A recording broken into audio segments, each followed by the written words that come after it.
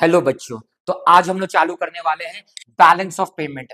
पूरा चैप्टर एक single white board में ही हम लोग सॉल्व करेंगे। काइंड ऑफ वन शॉट है लेकिन पूरा डिटेल्ड एक्सप्लेनेशन के साथ है। तो चलो चालू करते हैं बैलेंस ऑफ पेमेंट। तो बैलेंस ऑफ पेमेंट का मतलब क्या होता है, ध्यान दो। ये एक अकाउंटिंग स्टेटमेंट है जो क्या रिकॉर्ड करता है, इकोनॉमिक ट्रांजेक्शन। किसका? इंडिया का। किसके साथ? सारे कंट्री के साथ। तो इंडिया का ट्रांजेक्शन सारे कंट्रीज के साथ क्या होता है, उस ट्रांजेक्शन को जिस स्टेटमेंट पे रिकॉर्ड करते हैं उस स्टेटमेंट को बोलते हैं बैलेंस ऑफ पेमेंट। अब ध्यान दो, एंटायर चैप्टर ये पूरा का पूरा 5 कंपोनेंट पे डिवाइडेड है। पूरा 5 कंपोनेंट डिसाइड करता है बीओपी चैप्टर। तो बीओपी में क्या क्या आइटम्स आता है वो हम लोग भी चालू कर रहे हैं। तो फर्स्ट कंपोनेंट ऑफ बीओपी क्या है? पहला है विजिबल आइटम्स। विजिबल आइटम्स किसको बोलते हैं? गुड्स का ट्रांजेक्शन को बोलते हैं विजिबल आइटम। अब ध्यान दो, इसको टैंजिबल आइटम्स भी बोलते हैं। क्यों? क्योंकि इसका फिजिकल फॉर्म है, इसको देख सकते हैं, टच कर सकते हैं। अब आइदर हम लोग क्या करेंगे, आइदर इंडिया गुड्स बेचेगा या इंडिया गुड्स खरीदेगा। समझ में? तो एक लॉजिक याद रखना पूरे चैप्टर में, जब भी पैसा आ रहा है उसको रिकॉर्ड करेंगे क्रेडिट साइड, जब भी पैसा जा रहा है उसको रिकॉर्ड करेंगे डेबिट साइड। तो ध्यान दो, अगर इंडिया गुड्स बेच रहा है तो बदले में पैसा मिलेगा कि नहीं? कहां रिकॉर्ड करेगा? Credit side of BOP. वैसे ही अगर इंडिया गुड्स खरीद रहा है, इंपोर्ट कर रहा है, तो बदले में पैसा देगा, कहां रिकॉर्ड करेगा? Debit side of BOP. तो ये था पहला आइटम, विजिबल आइटम्स। अब दूसरा आते हैं, दूसरा क्या है? Invisible item. सर्विसेज को बोलते हैं इनविजिबल आइटम। इसका और एक नाम है, इसको इंटेंजिबल आइटम भी बोलते हैं। आप सर्विस को देख नहीं सकते, आप सर्विस प्रोवाइडर को देख रहे हो लेकिन सर्विसेज को आप देख नहीं सकते, इसलिए उसको इंटेंजिबल आइटम बोलते हैं। अब वैसे ही इंडिया सर्विसेज इधर बेचता है या इधर इंडिया सर्विसेज खरीदता है। अगर इंडिया सर्विसेज बेच रहा है, एक्सपोर्ट कर रहा है, तो बदले में क्या मिलेगा? पैसा मिलेगा। तो कहां रिकॉर्ड करेंगे? Credit side of BOP.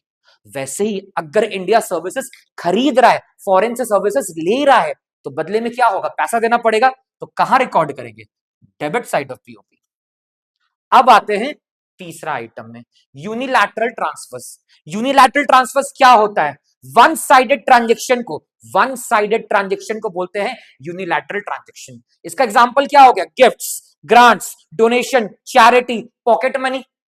समझ में? मतलब अगर पैसा आ रहा है तो बदले में कुछ करना नहीं पड़ रहा, और पैसा जा रहा है तो बदले में कुछ आ नहीं रहा है। तो वैसे ही अगर India gifts, grants, donation, charity receive कर रहा है, यानी कि यूनिलैटरल रिसिप्ट्स, इसका और एक नाम है ट्रांसफर इनकम। अगर इंडिया रिसीव कर रहा है तो कहां रिकॉर्ड करेगा? Credit side of BOP. वैसे ही अगर इंडिया पे कर रहा है तो इंडिया कहां रिकॉर्ड करेगा? Debit side of BOP. याद रखना, जब भी पैसा आ रहा है तो क्रेडिट साइड, जब भी पैसा जा रहा है तो डेबिट साइड। अब आ रहे हैं नेक्स्ट आइटम में। तो नेक्स्ट आइटम क्या है? Income to and from abroad. इसमें क्या आता है? इसमें आता है रेंट, इंटरेस्ट, डिविडेंड, प्रॉफिट। बाहर के लोग हमारे यहाँ जमीन किराए पे लिए, फॉरेन कंपनीज, तो वो हमें रेंट देंगे। वैसे ही हम लोग उनके यहाँ जमीन लेंगे तो रेंट पे, तो हम रेंट पे करेंगे। वो लोग हमसे लोन लिए तो इंटरेस्ट देंगे, हम लोग लोन लिए तो हम लोग इंटरेस्ट पे करेंगे। वैसे ही हम लोग इन्वेस्ट किए हैं तो डिविडेंड मिलेगा, वो लोग इन्वेस्ट किए तो डिविडेंड देंगे। समझ में आ रहा है? तो वैसे ही रेंट, इंटरेस्ट, डिविडेंड, प्रॉफिट, ये चार चीज आइदर फॉरेन से रिसीव कर रहे हैं या इधर फॉरेन को पे कर रहे हैं। अगर रिसीव कर रहे हैं इसको क्या बोलते हैं? ये रिकॉर्ड करेंगे क्रेडिट साइड ऑफ बीओपी। और आइदर अगर पे कर रहे हैं तो इसको कहां रिकॉर्ड करेंगे? Debit side of BOP. Clear हो गया? तो पहला था विजिबल, दूसरा था इनविजिबल, तीसरा था यूनिलैटरल और चौथा था income to and from abroad. अब आते हैं फिफ्थ आइटम में। फिफ्थ आइटम क्या होता है? फिफ्थ आइटम होता है कैपिटल ट्रांसफर्स, यानी कि सारा long term items. Capital transfers में क्या आएगा? आइदर इंडिया बोरो कर रहा है, उधार ले रहा है, या इधर इंडिया एडवांस कर रहा है, उधार दे रहा है। अब खुद ही सोचो, अगर इंडिया बोरो कर रहा है तो कैपिटल इनफ्लो हो रहा है, पैसा आ रहा है, तो कहां रिकॉर्ड करेंगे? Credit side of BOP. वैसे ही अगर इंडिया उधारी दे रहा है, एडवांस कर रहा है, तो पैसा जा रहा है, तो कहां रिकॉर्ड करेंगे? Debit side of BOP. Clear हुआ? अब दूसरा आइटम देखते हैं, investment made by foreign country. Foreign countries हमारे यहां पैसा कर रहे हैं, एफडीआई, फॉरेन के लोग इंडिया में इन्वेस्ट कर रहे हैं, तो हमारे यहां पैसा आ रहा है, तो कहां रिकॉर्ड करेंगे? Credit side of BOP. वैसे ही अगर इंडियंस फॉरेन में इन्वेस्ट कर रहे हैं, Indian companies, Indian government foreign में इन्वेस्ट कर रहा है, तो पैसा जा रहा है, तो कहां रिकॉर्ड करेंगे? Debit side of BOP. Clear हो गया? चलो अब नेक्स्ट आते हैं इसी में। नेक्स्ट दिया है रिकवरी ऑफ ओल्ड लोन्स, मतलब इंडिया ने पास्ट में लोन दिया था, इंडिया ने पास्ट में किसी को लोन दिया था, अभी इंडिया अपना लोन का पैसा वापस मांग रहा है, तो पैसा आ रहा है कि नहीं, हम रिकवर कर रहे हैं, तो कहां रिकॉर्ड करेंगे? क्रेडिट साइड, क्योंकि पैसा आ रहा है। वैसे ही अगर इंडिया ने पास्ट में किसी से लोन लिया था और वो लोग अभी मांग रहे हैं, तो हम लोग को चुकाना पड़ेगा, तो रीपेमेंट ऑफ ओल्ड लोन, हम उनका पुराना लोन वापस दे रहे हैं, तो पैसा जा रहा है, तो कहां रिकॉर्ड करेंगे? Debit side of POP. Clear हो गया? इसका भी लास्ट आइटम में आते हैं। तो लास्ट आइटम क्या है? Addition made to FER. FER क्या होता है? Foreign exchange reserve. याद रखना, रिजर्व एक लाइबिलिटी, आप लाइबिलिटी में पैसा ऐड कर रहे हो, मतलब आपका प्रॉफिट बैलेंस कम हो रहा है, प्रॉफिट बैलेंस कम हो रहा है, ये हमारे लिए नुकसान है कि नहीं? प्रॉफिट बैलेंस कम हो रहा है, तो कहां रिकॉर्ड करेंगे? Debit side of BOP. वैसे ही अगर आप रिजर्व से पैसा निकाल रहे हो, आप जब रिजर्व से पैसा निकालते हो ना, आप उसको बिजनेस में री इन्वेस्ट कर रहे हो, कंट्री में री इन्वेस्ट कर रहे हो, तो रिजर्व से जब भी पैसा निकालेंगे, हमारे कंट्री में या हमारे बिजनेस में पैसा आएगा, पैसा आ रहा है, तो कहां रिकॉर्ड करेंगे हम लोग? ध्यान दो, क्रेडिट साइड ऑफ बीओपी। तो ये था 5 आइटम जिससे बीओपी बना है। क्या है? Visible, invisible, unilateral, income to and from abroad and capital transfers. यहां तक क्लियर हुआ? सो नेक्स्ट हम लोग चालू करेंगे current account and capital account. अब ध्यान दो, यही 5 आइटम को हम लोग हर जगह यूज करने वाले हैं, यही 5 आइटम को हम लोग हर जगह यूज करने वाले हैं। तो करंट अकाउंट क्या होता है? ये वो अकाउंट होता है जो पहला 4 ट्रांजेक्शन रिकॉर्ड कर रहा है। It is an account which records transaction related to visible item, invisible item, unilateral transfers and income to and from abroad. हम आइटम का नंबर लिख दिए सिर्फ, visible, invisible, unilateral, income to and from abroad, ये चारों transaction को एक साथ जब रिकॉर्ड करते हैं, इसको क्या बोलते हैं? Current account. अब कैपिटल अकाउंट क्या होता है? ये वो अकाउंट होता है जो सिर्फ 5th आइटम रिकॉर्ड करता है, इसमें ये सारा का नाम लिखोगे। It is an account which record transactions related to capital transfers, capital transfers. समझ में आया? अब दूसरा पॉइंट क्या होता है, ध्यान दो, जो करंट अकाउंट होता है, जो करंट अकाउंट होता है, इसको हम लोग फ्लो कॉन्सेप्ट में बोलते हैं, और जो कैपिटल अकाउंट होता है, इसको हम लोग स्टॉक कॉन्सेप्ट में बोलते हैं। नेक्स्ट, जो करंट अकाउंट होता है वो क्या होता है? वो तुम्हारा रेगुलर ट्रांजेक्शन रिकॉर्ड करता है। पार्टनरशिप में करंट अकाउंट, कैपिटल अकाउंट था ना, वही तो सेम है ये। तो करंट अकाउंट क्या होता है? It records recurring transaction. Recurring का मतलब क्या हो गया? Regular transaction. समझ में आया? जो कैपिटल अकाउंट होता है वो क्या रिकॉर्ड करता है? नॉन रिकरिंग ट्रांजेक्शन, वो ट्रांजेक्शन जो कभी कभी हो रहा है, यानी कि इरेगुलर ट्रांजेक्शन। क्लियर हो गया? फिर इसमें ये भी बोल सकते हैं हम लोग, it is accounted for less than 1 year, for less than 1 year. ये सेम डेफिनेशन हम लोग बजट का वीडियो में लिखे हैं, जाके चेक कर लेना। It is accounted for more than 1 year, more than 1 year. Clear हुआ? तो ये था करंट और कैपिटल अकाउंट। फिर से बोल रहे हैं, पहला 4 आइटम रिकॉर्ड करेंगे तो करंट अकाउंट, 5वां आइटम जहां रिकॉर्ड करते हैं उसको बोलते हैं capital account. Current account flow में होता है, कैपिटल स्टॉक में होता है। जो करंट अकाउंट होता है वो रिकरिंग यानी कि रेगुलर ट्रांजेक्शन रिकॉर्ड करता है, लेकिन जो कैपिटल अकाउंट होता है वो irregular non recurring transaction record करता है। करंट अकाउंट का जितना भी आइटम होता है, they are accounted for less than 1 year, इनका लाइफ लेस देन 1 ईयर है, लेकिन कैपिटल का मोर देन 1 ईयर है। अब नेक्स्ट आते हैं बैलेंस ऑफ ट्रेड और बैलेंस ऑफ पेमेंट में। अब ध्यान दो, सेम चीज अगेन यहीं से आंसर यूज करने वाले हैं। तो बैलेंस ऑफ ट्रेड क्या होता है? ये वो अकाउंट होता है जहां पे सिर्फ पहला आइटम रिकॉर्ड करते हैं। It is an account which records transaction related to visible item of goods and services. Visible item का ट्रांजेक्शन को जहां रिकॉर्ड कर रहे हैं, यानी कि export of goods and import of goods, सिर्फ गुड्स, हम गलती से सर्विसेज बोल दिए, सिर्फ विजिबल आइटम्स को रिकॉर्ड करे, export and import of goods को जहां रिकॉर्ड करते हैं उसको बोलते हैं बैलेंस ऑफ ट्रेड। लेकिन बैलेंस ऑफ पेमेंट क्या होता है? ये वो अकाउंट होता है जहां पे first, second, third and fourth और उसके बाद हमारा आया फिफ्थ आइटम, ये सबको रिकॉर्ड करते हैं, सारा आइटम को। तो पहला डिफरेंस ऐसे हो गया, सिर्फ विजिबल आइटम, यहां पे visible, invisible, unilateral, income to and from and capital transfers. Clear हुआ? अब दूसरा जो बैलेंस ऑफ ट्रेड है, नोटिस करो वो बीओपी का पार्ट है कि नहीं, क्योंकि बीओपी में तो पहला आइटम आ रहा है, यानी कि जो बीओटी है वो बीओपी का पार्ट है। तो इसमें क्या लिखोगे? BOT is a part of BOP. समझ में आया?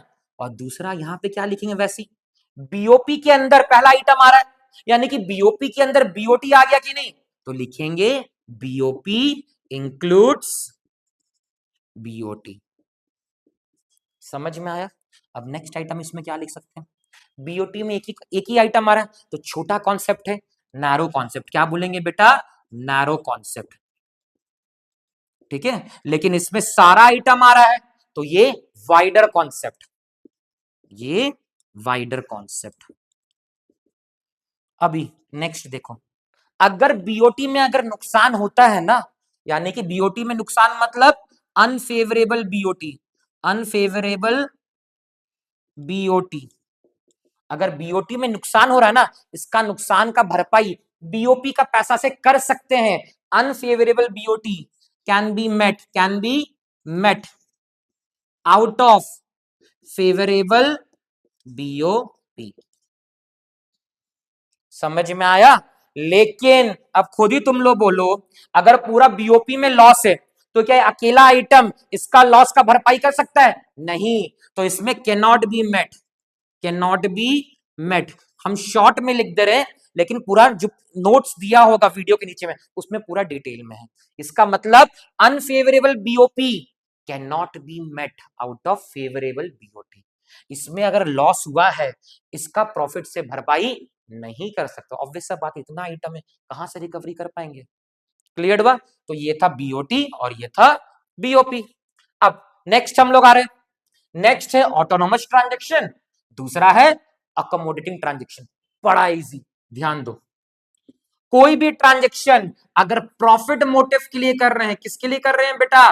पैसा कमाने के लिए, प्रॉफिट मोटिव के लिए, उसको बोलते हैं ऑटोनोमस ट्रांजैक्शन। लेकिन अगर कोई भी ट्रांजैक्शन इसलिए कर रहे हैं क्योंकि बीओपी को टैली करना है, ध्यान दो, बीओपी टैली नहीं होता है, बीओपी को टैली करना होता है। तो बीओपी को टैली करने के लिए अगर कर रहे हैं तो वो हो गया अकोमोडेटिंग ट्रांजैक्शन। क्लियर हो गया? अब ध्यान दो, ये प्रॉफिट मोटिव के लिए है। क्या चीज के लिए? ये प्रॉफिट मोटिव के लिए है। तो इसमें क्या आएगा? इसमें सारा करंट अकाउंट का आइटम भी आएगा और कैपिटल अकाउंट का। देखो, करंट में भी सारा आइटम प्रॉफिट के लिए होता है, कैपिटल में भी बहुत सारा आइटम प्रॉफिट के लिए होता है। तो जो ऑटोनोमस ट्रांजैक्शन है ये दोनों जगह आएगा, करंट अकाउंट में भी आएगा एंड कैपिटल अकाउंट में भी आएगा। क्लियर हुआ? लेकिन जो अकोमोडेटिंग ट्रांजैक्शन होता है बेटा, ध्यान दो, बीओपी टैली हुआ है या नहीं हुआ है ये बाद में पता चलता है जब हम लोग सब अकाउंट क्लोज कर लेते हैं। अब तो इसका आइटम कहां आएगा? ये सिर्फ कैपिटल अकाउंट में आएगा। कहां पर आएगा? कैपिटल अकाउंट में। अब किसी को डाउट हो रहा है, एक बार प्लीज सुन लो, कैसे कैपिटल अकाउंट में आएगा? बीओपी टैली नहीं हुआ। बीओपी टैली क्यों नहीं हुआ? इधर सरप्लस होगा या डेफिसिट होगा। अगर सरप्लस से ज्यादा पैसा है तो उसको इन्वेस्ट करेंगे। क्या करेंगे? इन्वेस्ट, कैपिटल अकाउंट का आइटम। और अगर डेफिसिट है तो क्या करेंगे? पैसा नहीं है तो बोरो करेंगे, अगेन कैपिटल अकाउंट का आइटम। तो सरप्लस हो या डेफिसिट हो, कहां रिकॉर्ड करेंगे? कैपिटल अकाउंट में करेंगे। क्लियर हुआ यहां तक? अभी नेक्स्ट देखो, जो ऑटोनोमस ट्रांजैक्शन है उसको बीओपी क्लोज होने से पहले करते हैं। बीओपी एक लेजर अकाउंट है, तो लेजर अकाउंट क्लोज करने से पहले वो ट्रांजैक्शन करते हैं, इसलिए इसको बोलते हैं above the line item, above the line items. वो जो नीचे में डबल लाइन लेजर में नहीं टांगते, तो उससे पहले कर रहे हैं ना, तो इसलिए अबव द लाइन। लेकिन बीओपी टैली हुआ है कि नहीं कब पता चलेगा? जब अकाउंट क्लोज करने जाओगे। तो अकाउंट क्लोज करोगे, डबल लाइन टानोगे, उसके बाद समझ में आया कहां सरप्लस है कहां डेफिसिट है। तो यानी कि ये जो ट्रांजैक्शन होगा वो क्लोज करने के बाद होगा, तो इसलिए इसको बोलते हैं बेटा below the line items. Clear हुआ? ठीक है, तो प्रॉफिट के लिए कर रहे हैं तो ऑटोनॉमस, टैली करने के लिए कर रहे हैं तो अकोमोडेटिंग। ये करंट और कैपिटल दोनों में आएगा, ये सिर्फ कैपिटल में आएगा। ये क्लोज करने से पहले करते हैं अबव द लाइन, ये क्लोज करने के बाद करते हैं बिलो द लाइन। अब फाइनल टॉपिक में आ रहे, चैप्टर एंड पे आ गया। Disequilibrium in BOP.